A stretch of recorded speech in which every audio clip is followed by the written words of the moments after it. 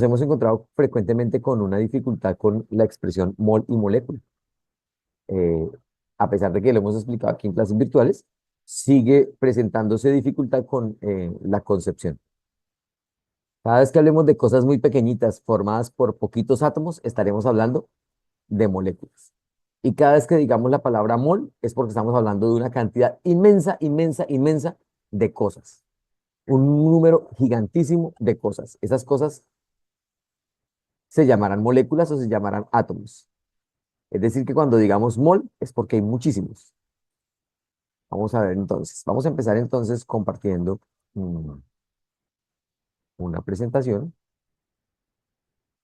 y arrancamos. Un momento.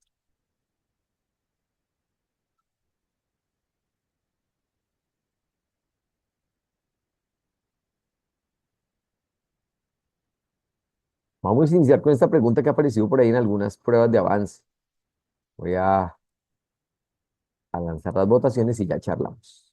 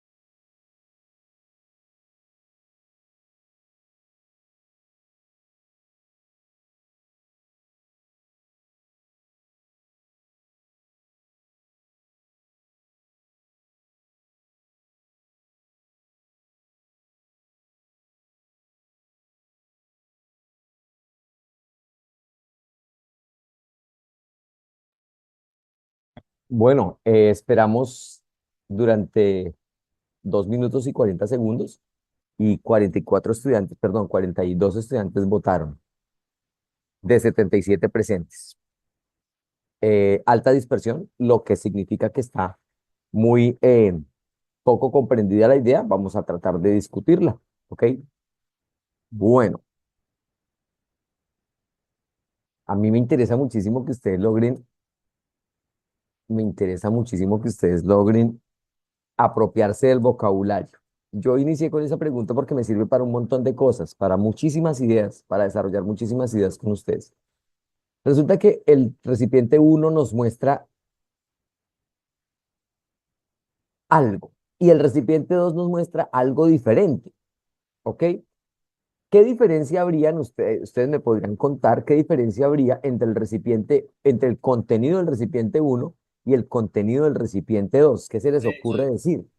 En el recipiente 2 no hay soluto. En el uno no hay soluto. En el uno no hay soluto, estoy de acuerdo con eso. Lo que significa que, ¿qué es el recipiente uno? ¿Qué contiene el recipiente uno? Solvente. Como por ejemplo, ¿qué sustancia podría ser?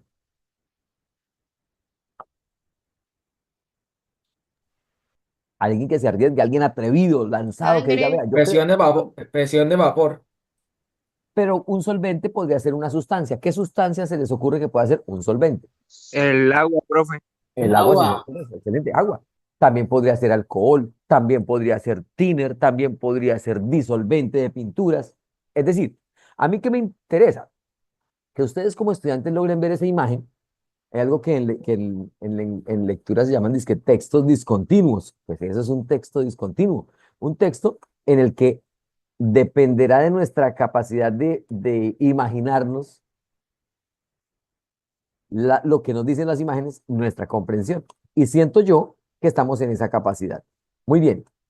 eh, el recipiente uno solo tiene un solvente o un disolvente que puede ser tiner, alcohol, agua, barsol. Y el recipiente 2, además de contener eso, contiene unos puntitos negros a los que lo llamaron soluto.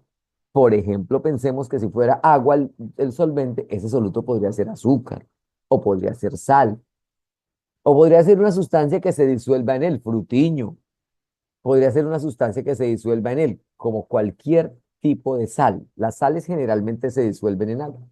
Bueno, hasta ahí lo que dicen las imágenes. No hemos leído más nada y luego aparecen unas flechas.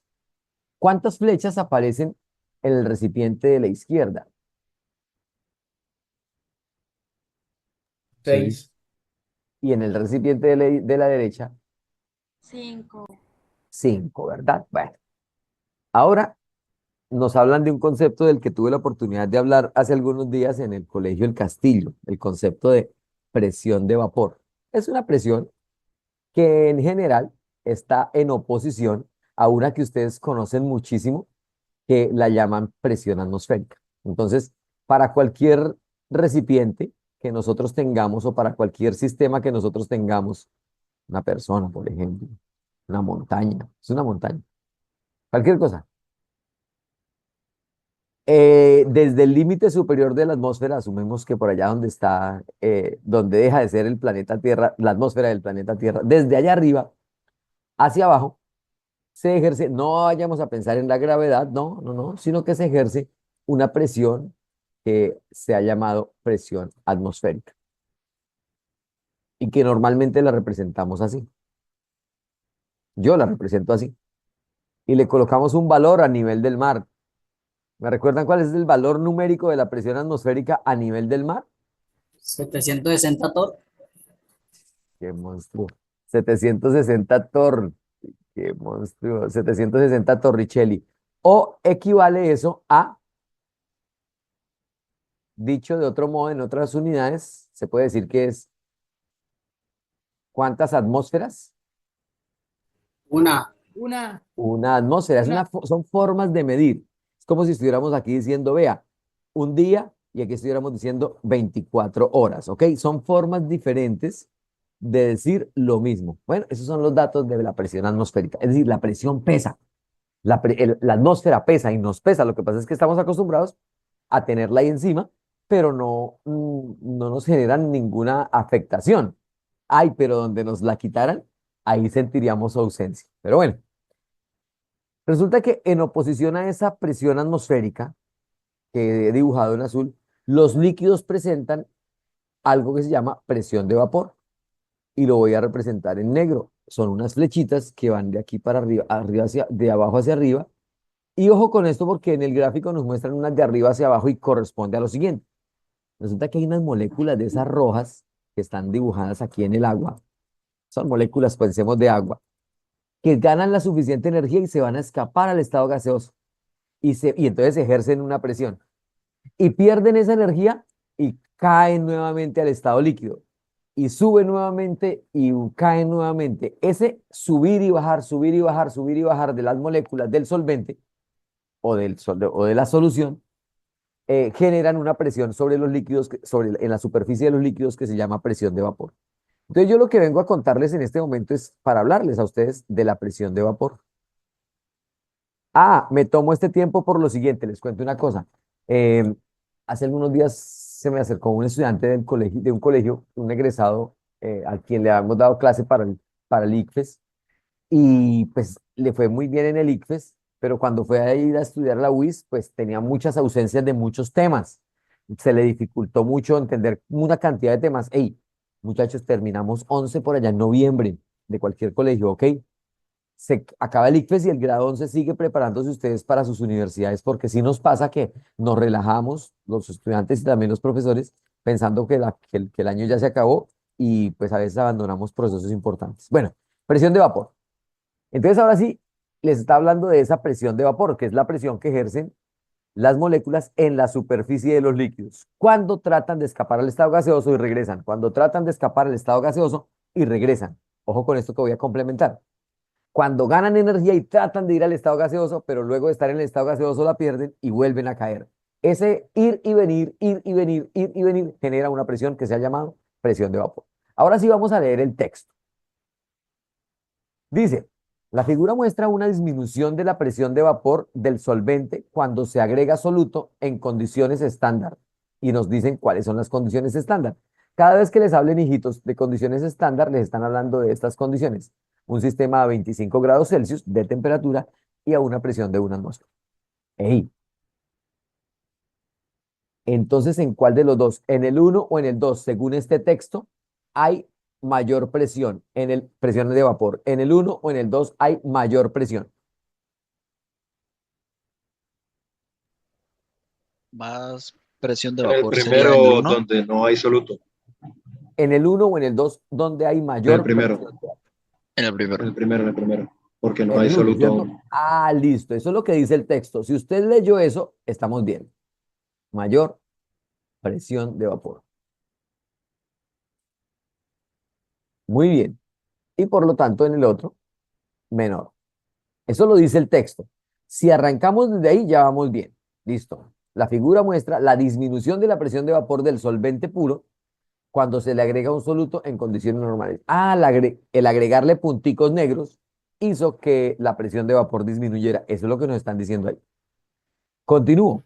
Teniendo en cuenta que el punto de ebullición, wow, y ahora sí viene el concepto interesante. ¿Y por qué digo interesante? Porque resulta que cuando llegamos a los colegios, a hablar uy, pilas, que hay unos estudiantes de Bedlemitas y con ellos no hemos charlado de ese tema este año. Entonces vale la pena,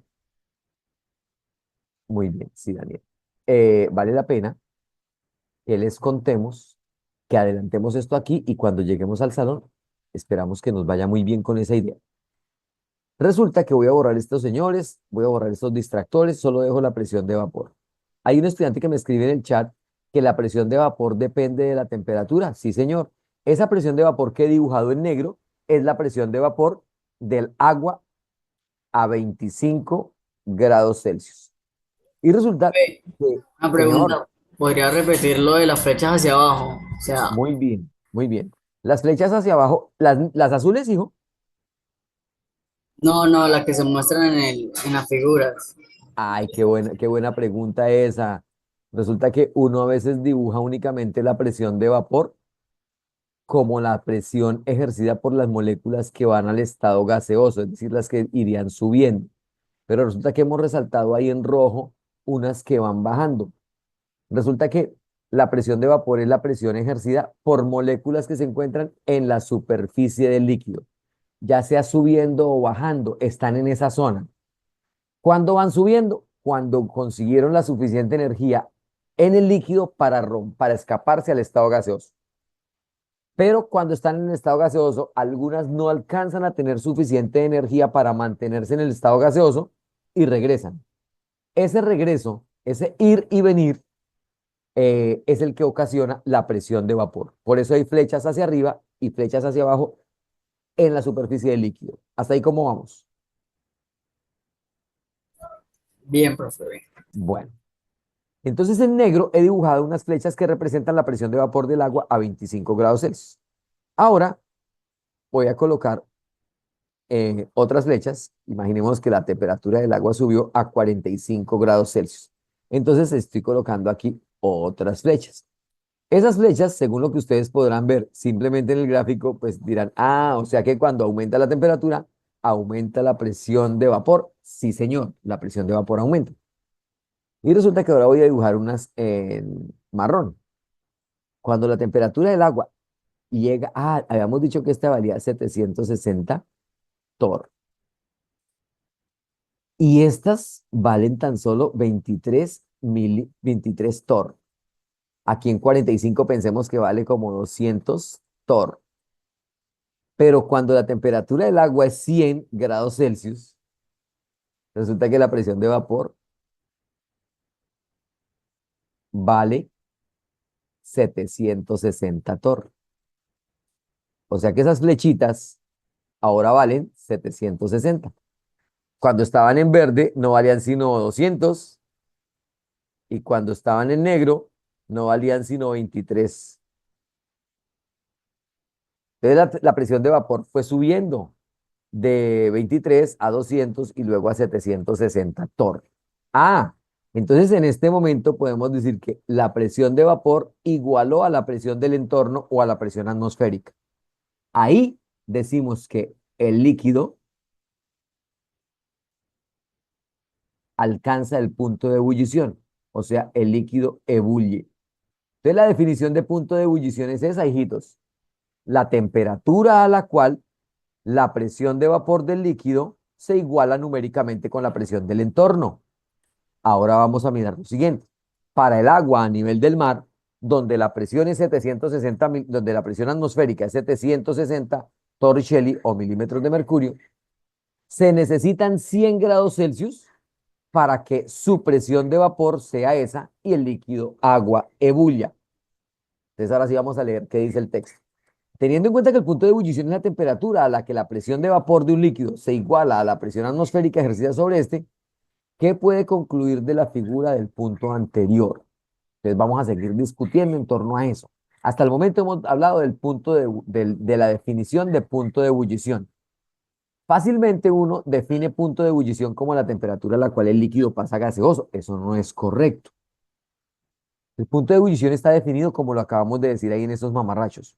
Temperatura a la cual la presión de vapor del líquido se iguala con la presión del entorno. ¿Ok? A eso lo llamamos punto de ebullición. ¿Listo? Ahora bien, vamos a mirar qué le pasó al líquido cuando le agregaron el solvente, el soluto. Cuando le agregaron el soluto al líquido, muchachos, ¿qué pasó con la presión de vapor? Disminuyó. Disminuyó. Muy bien. Entonces imagínense que ahora voy a hacer otro monachito, otro recipiente aquí, que representa agua. Lo que he colocado en rojo ahí, esos mamarrachos malucos son moléculas de agua. Pero ahora voy a colocar unas X negras que representan el soluto. Y voy a dejarlo nuevamente, hijos, voy a dejarlo nuevamente a 25 grados Celsius, como lo dejé inicialmente, 25 grados Celsius, en rojo. Y la presión de vapor era a esa temperatura. ¿Cuál era la presión de vapor a esa temperatura, hijos? 29 torr. Era 23. 23 torr, ¿verdad? Yo no sé si ustedes estén viendo bien. Aquí está, de pronto no se ve mucho. Ahí dice 23 torr. Entonces ahora propónganme una nueva después de que al agua le coloqué el soluto. Escríbanmela ahí al chat. Propónganme una presión de vapor a 25 grados Celsius, basado en lo que hemos explicado. A ver qué dicen ustedes. ¿Cuál será el valor numérico? Gracias, ya tengo unas respuestas en el chat, muchas gracias. Estoy pidiendo que me den una presión de vapor para esta temperatura, recordando y teniendo en cuenta que a esta temperatura de 25 grados Celsius, la presión fue 23 torr para el agua pura. Pero ahora le colocamos un soluto. Entonces, según lo que hemos explicado, ustedes me proponen una ahí en el chat. Ya tengo 3 respuestas en el chat. A ver qué dice esta gente. Muy bien.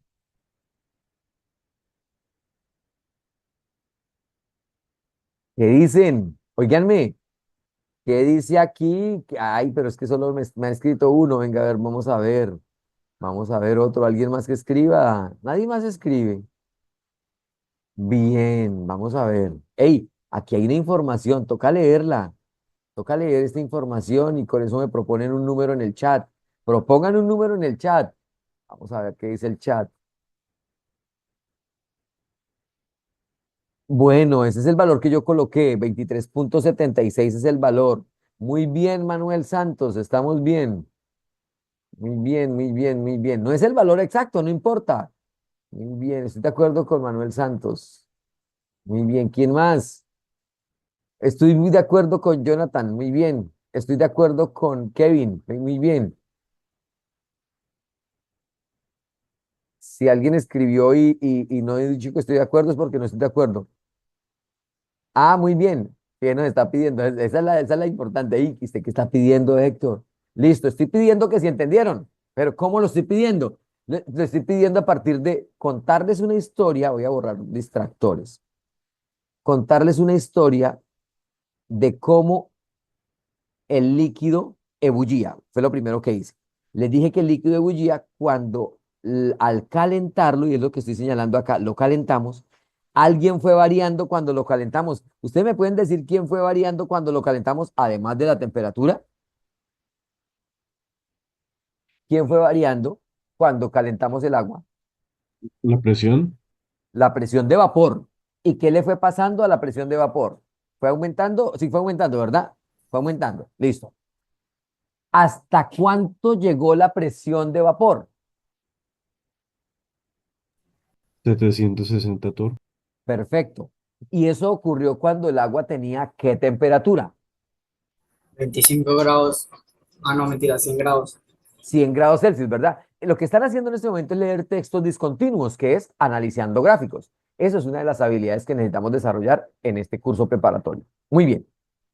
Resulta que ahora me voy a ir a robar la información de este gráfico inicial, del gráfico que tiene la pregunta. Allá nos decían, hey Héctor, miren que cuando el agua está sola, cuando es solo un solvente, tiene una presión de vapor. Pero cuando le colocaron a ese solvente un soluto, algo le pasó a la presión de vapor. ¿Qué le pasó? Disminuyó. Perfecto, disminuyó. Ahora, todo ese análisis usted debe hacerlo solo cuando yo les cuento, oigan, aquí tengo el agua roja a la que le he colocado unas X que significan que le he colocado un soluto. Lo vuelvo a colocar a 25 grados Celsius y les pregunto ahí en el chat, propónganme una presión de vapor basándose en lo que hemos charlado durante la clase de hoy. Entonces usted debía proponerme un número aquí que tuviera una cualidad. ¿Qué cualidad era, muchachos? Menor, ¿Menor que quién?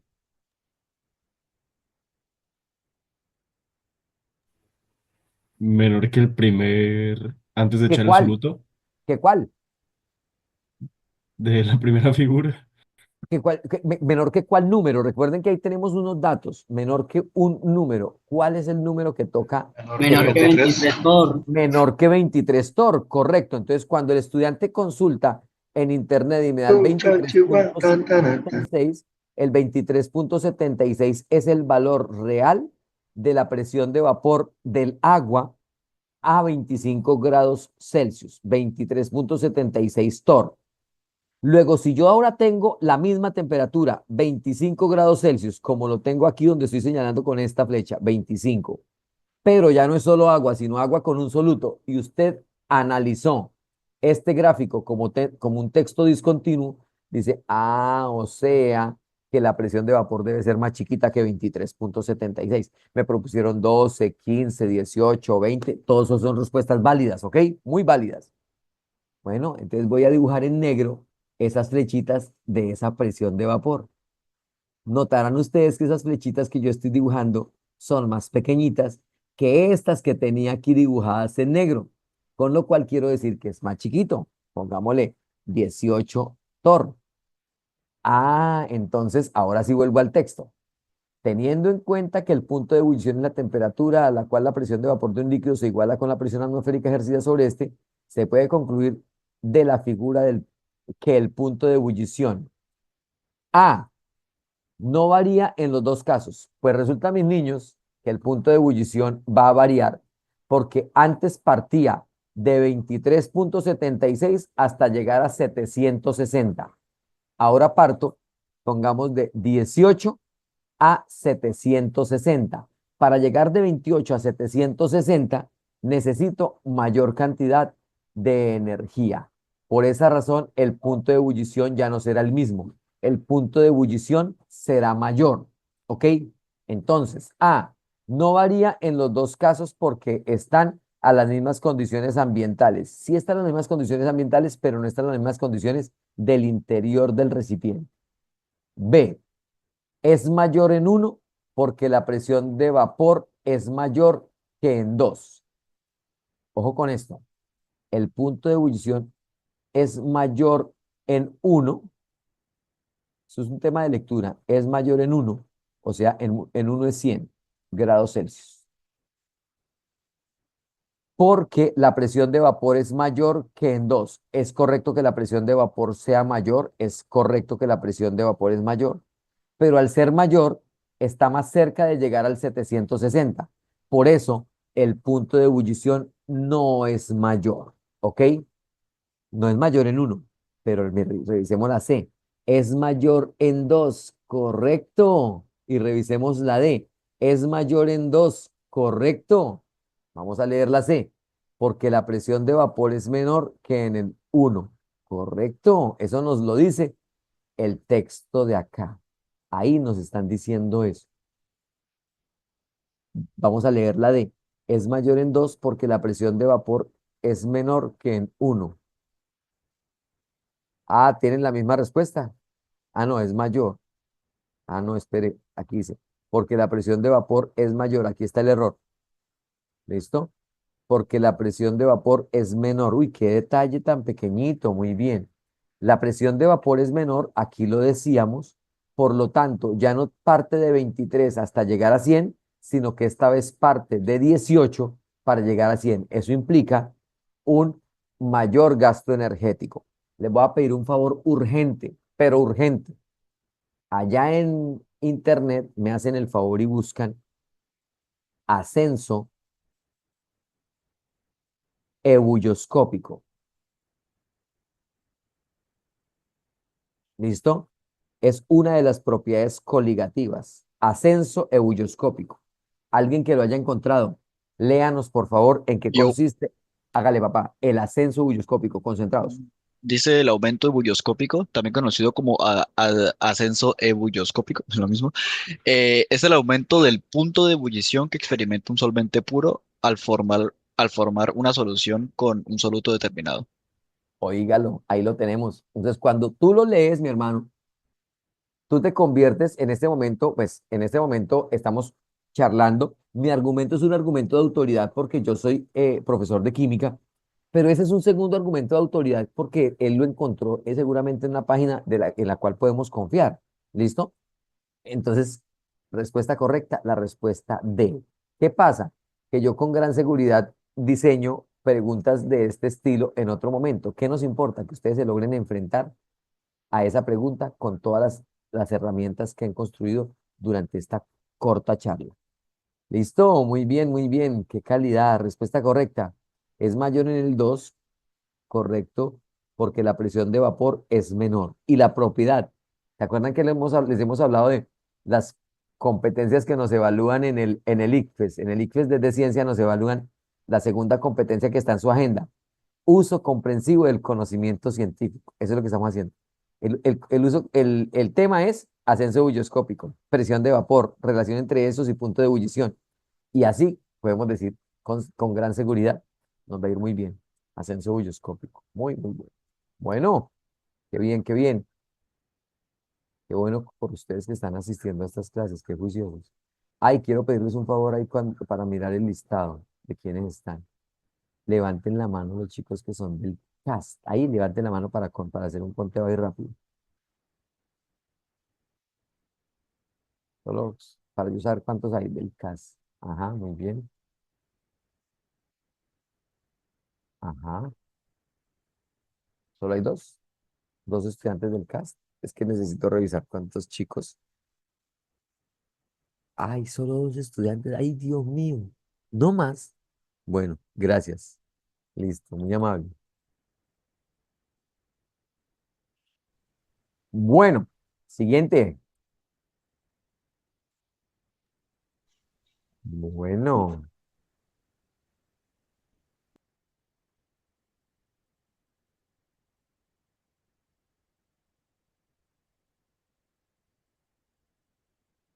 vamos a revisar esta un momento. Vamos a revisar esta segunda mm, pregunta y les voy a colocar la ecuación porque la ecuación no aparece ahí. La siguiente ecuación representa la reacción de neutralización de una solución de ácido sulfúrico. Voy a colocar la fórmula del ácido sulfúrico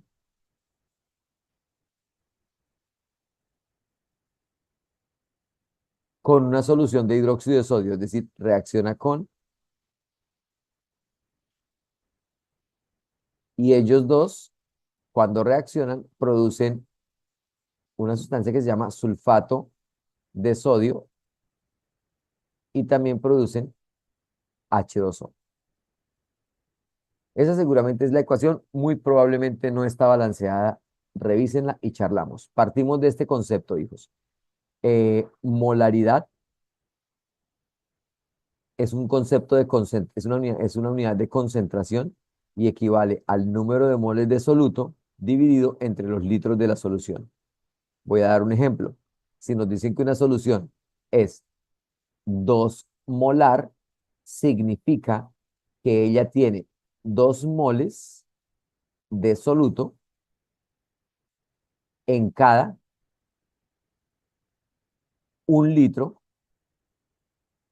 de solución.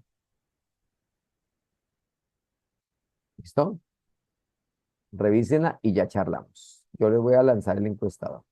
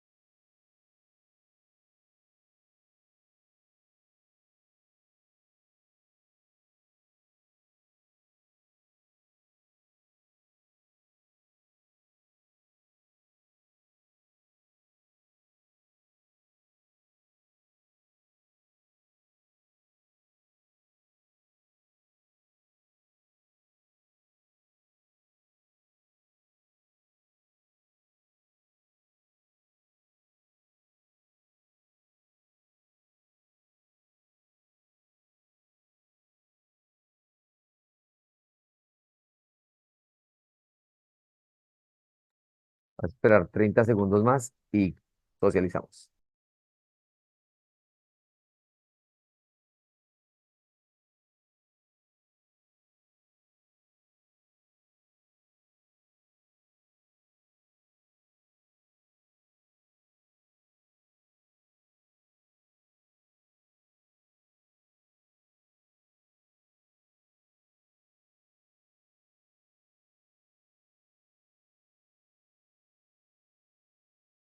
Listo, mi hermano. Finalizamos votación. También dispersa, ¿no? Bueno, Les agradezco que cuando tengamos clase virtual, perdón, presencial, hablemos de este tema en cualquier colegio. Seguramente si a mí se me olvida tocar el tema, eh, acompáñenos a hablar de este tema, que es importante.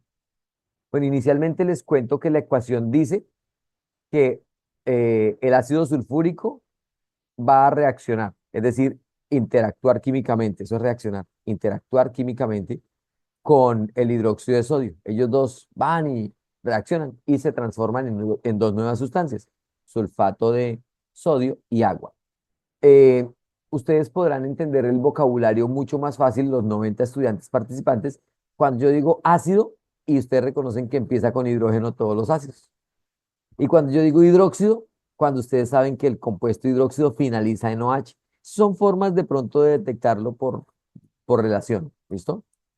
Ahora nos toca revisar que la ecuación esté balanceada. Es decir, que la cantidad de sustancias que yo coloco acá sea igual a la cantidad de sustancias que yo coloco por acá.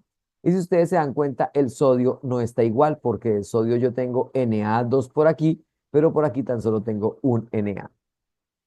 Entonces hay unas maneras de balancear ecuaciones. En este momento vamos a hacerlo de la manera más sencilla posible y es colocando ese número que necesitamos para igualar y lo colocamos. ¿Dónde colocamos el 2 para igualar al sodio? Donde está el hidróxido de sodio. Donde está el hidróxido de sodio. Y yo espero que alguien me diga, hey Héctor, allá como coeficiente del hidróxido de sodio. Muy bien. Ay, bellezas. Excelente. Vamos a mirar los hidrógenos. ¿Hidrógenos estarán igualitos o no? ¿Cuántos hidrógenos tenemos en los reactivos? Cuéntenme cuántos hidrógenos hay acá, por favor. Hay 4. Hay 4. Perfecto, muy bien, hay 4. Mientras que en los productos tan solo 2. hay 2. Por eso, ¿qué coloco? 2 de coeficiente. Los de ¿De quién? coeficiente. Donde está el agua. Agua. 2 Al agua. como coeficiente del agua, qué calidad. Y ustedes empiezan a hablar así con esa terminología y terminan siendo químicos o estudiantes de química graduados de 11 con una formación en química robusta, ¿ok? Bueno, ahora vamos a pensar en lo siguiente. El texto lo debo leer como que un mol de esta sustancia puede reaccionar o necesita reaccionar con 2 mol o 2 moles de esta sustancia para originar o para producir un mol de esta sustancia y también para producir 2 moles de esa sustancia. Eso lo están diciendo los coeficientes de esa ecuación. Los coeficientes nos dicen eso. Aquí está diciendo que un mol reacciona con 2 moles para producir un mol y para producir 2 moles. Eso es lo que nos está diciendo el texto. Ahora eso nos lo van a trasladar a soluciones, es decir, a mezclas de esas sustancias con agua. Entonces aquí nos toca descubrir cosas. Si 100 mililitros de una solución de ácido sulfúrico de concentración 0,1 molar, entonces ahí nos dicen, ahí hay un condicional que es el sí y nos mandan a averiguar algo. Aquí tenemos un volumen en litros o mililitros, y aquí tenemos una concentración. Es decir, que yo le voy a subrayar que tenemos. Tenemos una concentración y tenemos un volumen. Eso significa que nos están ocultando ¿qué?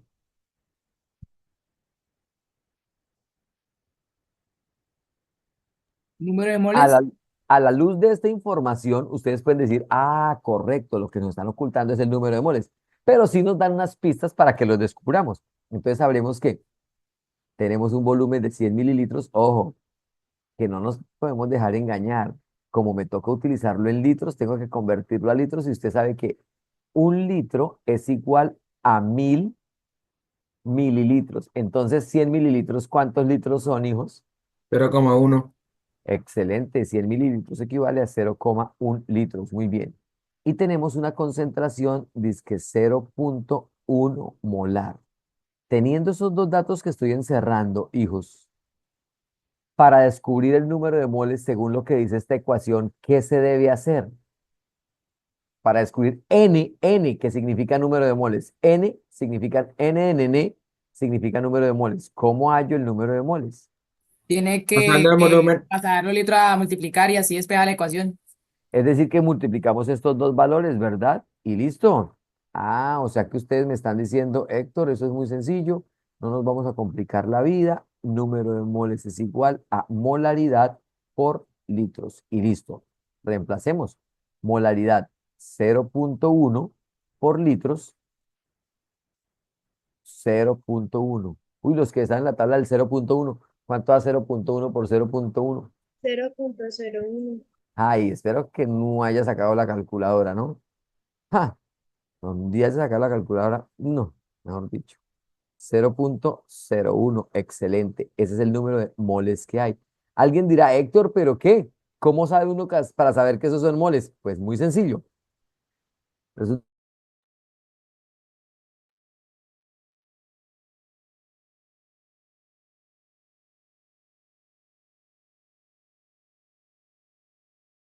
colocar esas unidades.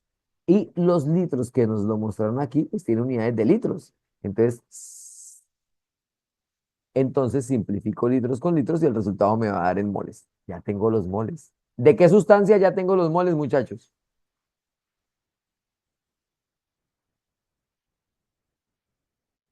Del ácido. Uy, Ácido- ya del olvidé ácido acá, olvidé sulfúrico. del ácido sulfúrico. O sea que ya tengo de esta sustancia 0.01 moles. ¡Ey! O sea que ¿cuántos moles necesito aquí del hidróxido de sodio?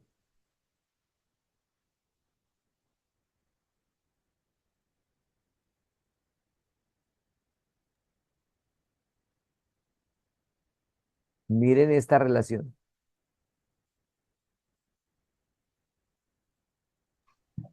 ¿El doble? Correcto. ¿Cuánto es el doble, hijo? Buena pregunta. ¿El doble de qué número? De moles. ¿De cuántas? 0.01 mol.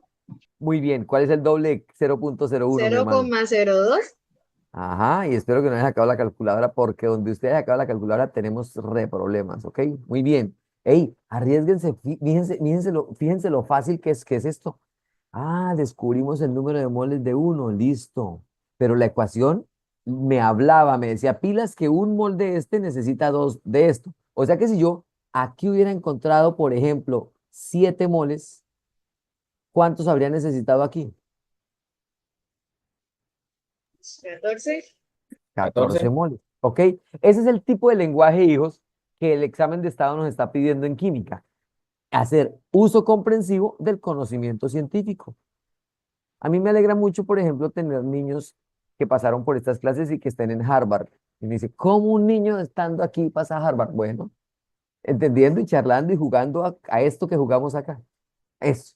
Y ahorita son niños de 16 años, pero pues cuando tengan 26 o 27 años, ya estarán haciendo las cosas muy bien hechas. O en cualquier empresa que ustedes quieran armar como propietarios, espero, ¿no? Que sean muy creativos. Bueno, entonces ya tenemos dos datos. Ey, el número de moles que necesito de cada sustancia. Sigamos leyendo la pregunta. Dice, si 100 mililitros de una solución de ácido sulfúrico de concentración 0,1 molar se diluye a 1 litro, ay, Dios mío, se diluye a 1 litro. Bueno, tenía aquí 100 mililitros. ¿Me recuerdan cuántos moles había de ácido sulfúrico ahí inicialmente? 0,01. 0,01 mol, muy bien, de ácido sulfúrico. Y resulta que le agregaron agua hasta 1 litro. Ahora tenemos es 1 litro. ¿Me pueden indicar cuántos moles de ácido sulfúrico tenemos?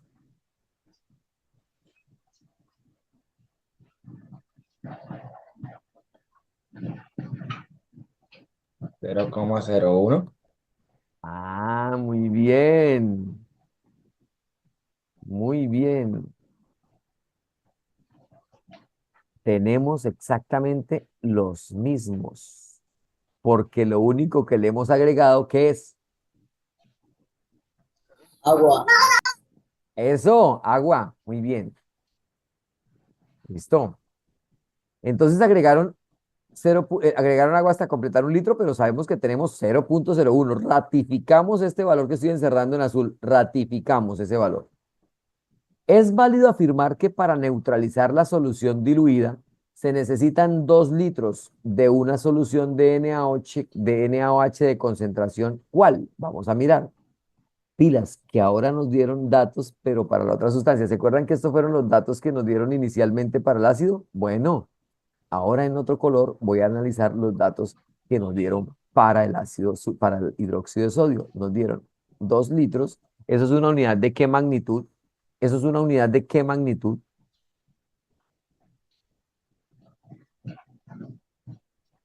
Volumen. Uy, Dios mío, dejen el miedo, por favor. Esto es para arriesgarnos, hijos. Volumen, excelente. Muy bien. Volumen, Profe, yo tengo una pregunta. habla. Cuando se refiere a neutralizar las reacciones que para que deje de, o sea, para que ya no funcionen, o Uy, cómo. qué buena pregunta. Esa pregunta es la pregunta del billón de dólares. Resulta que neutralizar en este contexto, como estamos enfrentando un ácido con una base, es garantizar que el ácido deje de ser ácido. Imagínense que el ácido, dentro de su naturaleza química, vamos a hablar del pH o la acidez más extrema. El pH o acidez más extrema es, ¿cuál? ¿Me regalan el valor numérico del pH extremo ácido? Era 14 o 7, no recuerdo. Bueno, ya hay 2 valores importantes, pero ¿cuál es el valor que más nos interesa para el pH ácido extremo, extremo, pero el más extremo de todos? Creo que era 14. Bueno, ¿quién más dice algo por ahí? Yo digo que 0.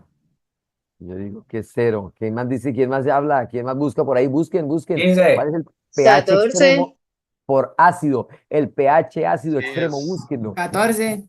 es 14. Búsquenlo, síganlo buscando. Y si es 14, lo ratifican, búsquenlo. pH Dice extremo, 14. pero por ácido. Para el ácido, ¿ok? Manuel, hable, Manuel. 1. pH extremo por ácido.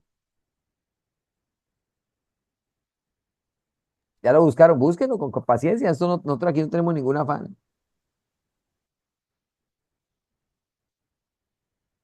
Búsquenlo, que encontraron.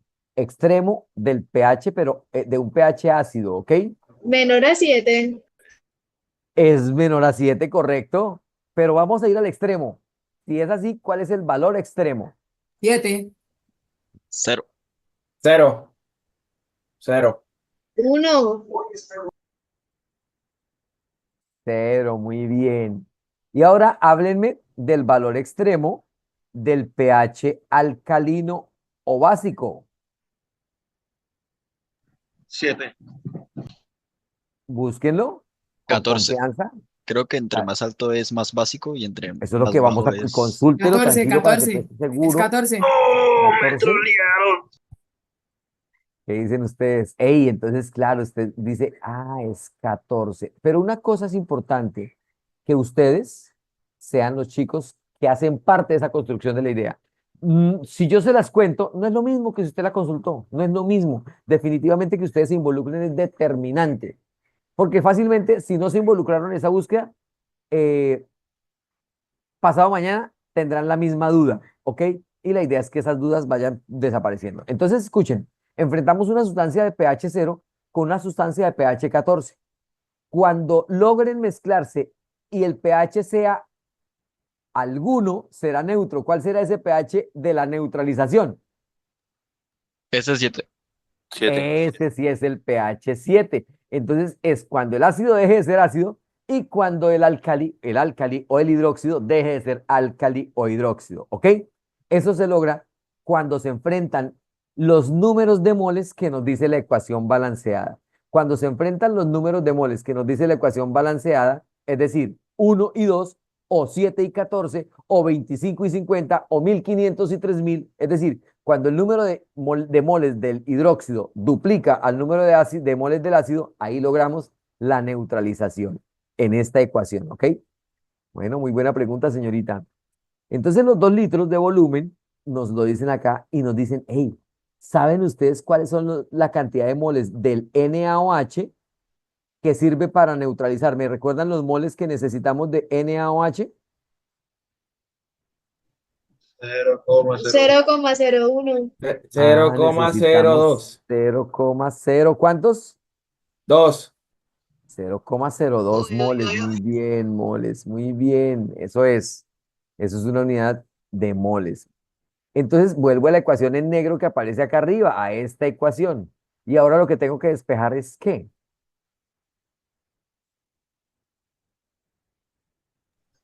¿O qué es lo Sí. que tengo que averiguar?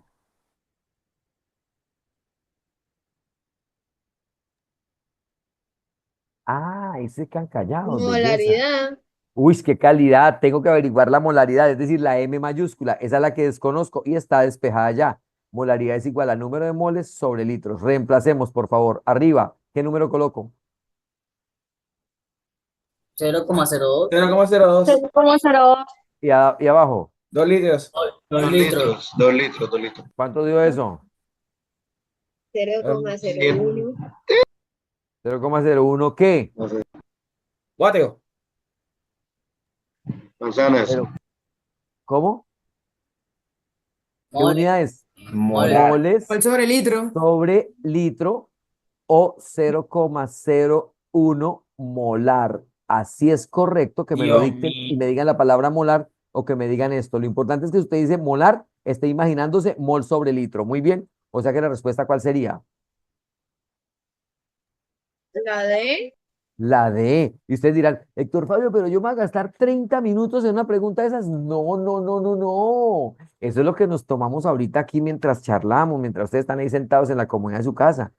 Pero cuando estemos en el examen, no, eso es un minuto, minuto y medio, y usted saca esto. ¿Qué tiene que hacer? Establecer las relaciones entre mol, litro, molar, molaridad. Conocer la ecuación balanceada o balancearla, porque la ecuación nos la dan, pero nos la dan sin balancear.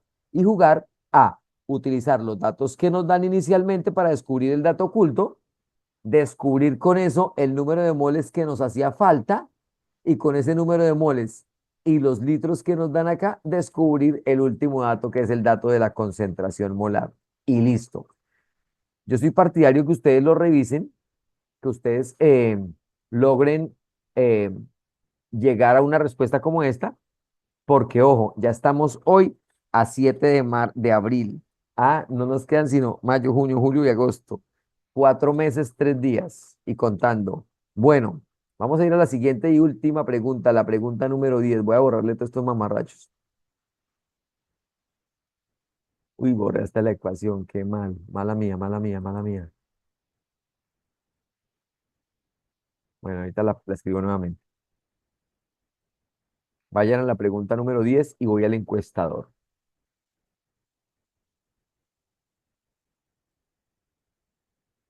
Estas fueron las votaciones de hace un momento.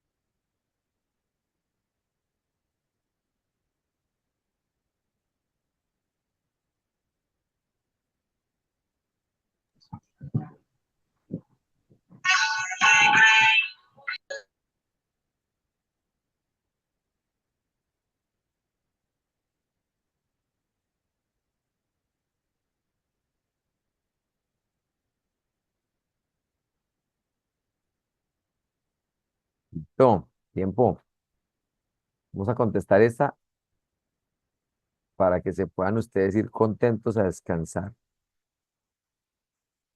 La respuesta de la 9 es la D. Sí, señor. Muy bien. No, profe, yo me estoy yendo, espero 3. ¿Cómo? No, no entendí bien mal. Tranquilo. Bueno, vamos a revisar la pregunta 10. ¿Listo? Les cuento aquí entre nos que hay chicos que me responden la encuesta muy rápido, como a los 3 segundos ya hay votaciones hechas. Observen esto. Eso es.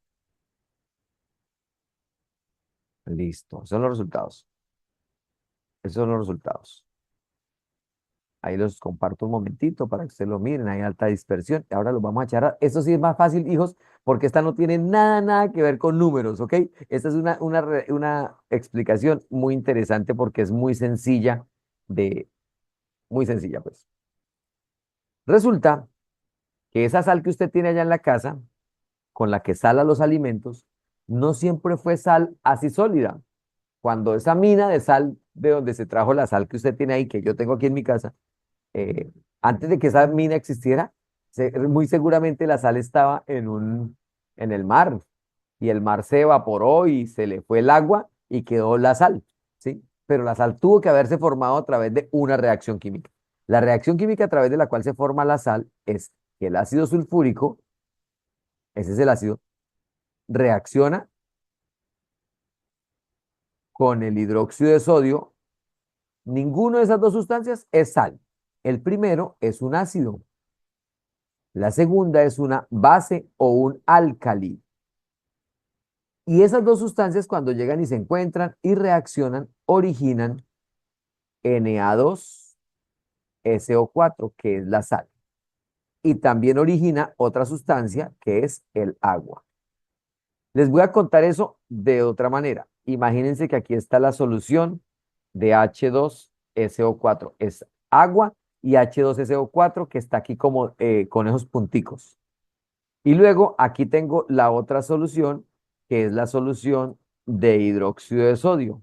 Esos son los dos reactivos de esa reacción. Son estos dos que les estoy mostrando acá. Son estos mismos dos. Pero ahora están dibujados ya no con ecuaciones, sino simplemente en un frasquito. Y decidimos colocar un recipiente nuevo donde no tenemos nada, el recipiente nuevo no tiene nada, no tiene nada. Él está aquí nuevo, chin, chin, chin, y él no tiene nada. Cuando le colocamos, ey, ustedes ahí, rápido, rápido. ¿Cuántas sustancias es que hay aquí?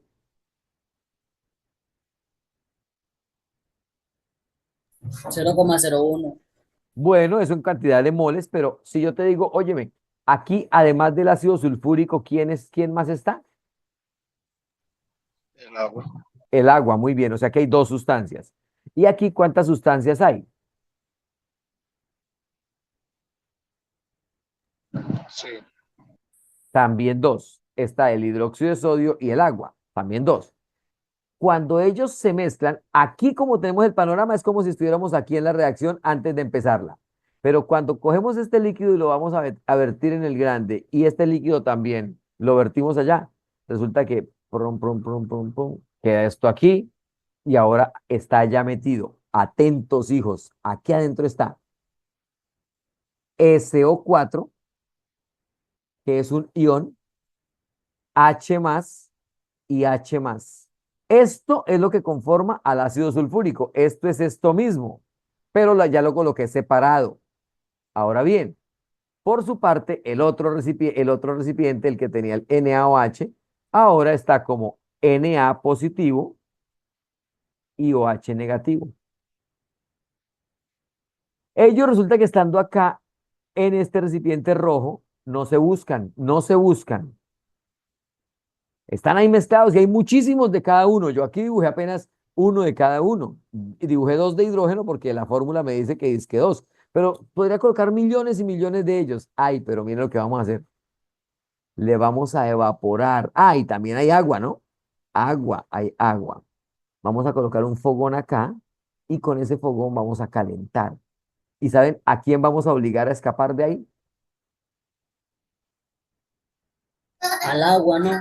Perfecto, mi hermano. Y cuando el agua se empieza a escapar como agua, lo que nos empieza a quedar es la sal. Sólido. Se va el agua, se va el agua, se va el agua. Entonces, cuando se va el agua, se va esta agua y se va esta que se va a formar con este OH y esto también va a formar agua y también se escapa. Y es el momento en el que este señor empieza a buscar a este señor para neutralizarse y aquí en el fondo del recipiente, cuando ya todo se haya acabado, cuando toda el agua se haya ido, queda exactamente la sal que estábamos necesitando. Estábamos necesitando el Na2SO4. Ese es el que va a quedar y va a quedar en estado sólido. Entonces, si ustedes se dan cuenta, la pregunta nos dice, oigan, para obtener Na2SO4 sólido a partir de una solución acuosa, es decir, disuelta en agua, de ácido sulfúrico, es decir, a partir de esta señorita que yo dibujé en azul, a partir de esta, ¿qué debe hacer? Y entonces la respuesta correcta es, vamos a mezclarla con esto. O sea, ¿qué palabra debo decir? Si la voy a mezclar con esto, si mezclo el ácido con el hidróxido, ¿qué palabra es la que digo cuando mezclo un ácido con un hidróxido? Evaporación. A neutralizar, perfecto. Entonces voy a neutralizar. O sea que la respuesta correcta puede ser A o puede ser C. Y ya las mezclé. Estoy en este momento, ya las tengo mezcladas, pero todavía no tengo al sulfato de sodio sólido. ¿Qué tocó hacerle para tenerlo sólido? Evaporar. Eva- Evaporar, muy bien, evaporar. Y cuando yo evaporo, se me escapa el agua, muy bien. Neutralizar la solución de H2SO4 con hidróxido de sodio, por supuesto, y luego evaporar. De este modo se me va a quedar únicamente la sal en estado sólido. Aquí volviendo a la ecuación de arriba, la sustancia Na2SO4 es la sal.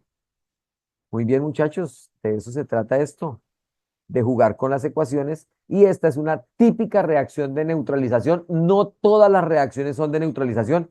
En el Colegio del Castillo hablamos esta semana de una reacción de combustión, alcanzamos a escribir alguna y hablamos también de la ecuación de formación de agua, que para nada son reacciones de neutralización. No, señor, para que haya reacción de neutralización hay un criterio y es que un ácido se enfrente a una base. Mis Profe, niños, y señor. si destiláramos y si en caso que fuera la A, ¿cómo se destila?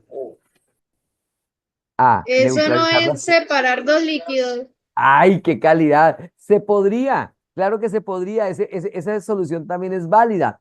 Sin embargo, el problema es que lo que nos va a quedar en el balón de destilación es un sólido y ese procedimiento de destilación no se utiliza para separar líquidos de sólidos, sino para separar líquidos de líquidos que tengan diferente punto de ebullición. Muy bueno. ¿Quién hizo la pregunta?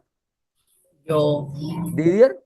sí, Bien. Resulta que esa es una pregunta que hace el estudiante que sabe que la destilación también le serviría y le serviría porque también nos dejaría escapar el agua, pero el recipiente de destilación es un recipiente que debo calentarlo siempre y cuando tenga un líquido, porque si no tiene un líquido, si no tiene solo un sólido, es posible que yo lo dañe, ¿ok? El método para separar sólidos disueltos de solventes líquidos es evaporar el solvente, ¿ok? Por eso nos mandan ahí la palabra evaporación. Muy buena pregunta, Didier. Muchachos, Dios me los bendiga, feliz noche, espero que la pasen muy, muy bien y nos vemos en una próxima ocasión. Chao, chao.